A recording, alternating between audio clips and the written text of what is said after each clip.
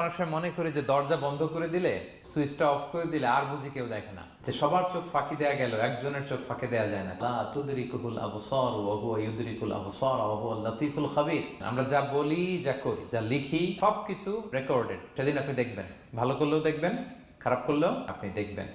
তার মানে সবকিছু লিপিবদ্ধ হচ্ছে, সংরক্ষিত হচ্ছে। সূরা ইয়াসিনের 12 নম্বর আয়াত, আল্লাহ বলেন নাকতুবু মা কদ্দামু ওয়া আসারহুম। তারা যা আমল করেছে আমি লিখে রাখি। ওয়া আসারহুম, এবং যা তারা দুনিয়ার জন্য রেখে গিয়েছে তাও লিখে রাখি। এনি অ্যাকশন, এনি ইফেক্ট দে লেফট বিহাইন্ড, সাদাকায়ে জারিয়া বা গুনাহে জারিয়া। ওয়া নাকতুবু মা কদ্দামু, নিজে যা আমল করলাম আল্লাহ বলে এটাও লিখে রাখছি। ওয়া আসারহুম, any effect you left behind in this দুনিয়া, যেটা আপনি রেখে গেছেন এটাও আল্লাহ লিখে রাখবেন। এবং অকুল্লা শাইইন আহসাইনাহু ফি ইমামিন মুবিন, আল্লাহ বলেন সবকিছু একটা নথির ভেতরে, এই নথি করে রাখছে আল্লাহ তাআলা আমাদের সবকিছু, যা করলাম, যেটার ইফেক্ট দুনিয়াতে আমি রেখে গেলাম। এবং অন্য আয়াতে আল্লাহ তাআলা বলছেন মা ইয়ালফিযু মিন কওলিন ইল্লা লাদাইহি রাকীবুন আতীদ, আমি মুখ দিয়ে যা উচ্চারণ করি সব আল্লাহ তাআলা একজন পর্যবেক্ষক ফেরেশতার মাধ্যমে তুলে রাখেন। এখানে একটা স্পেশাল লকেট রেখেছেন আল্লাহ।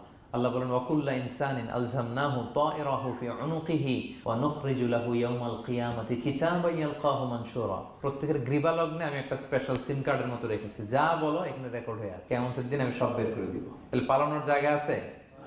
That means we are under surveillance.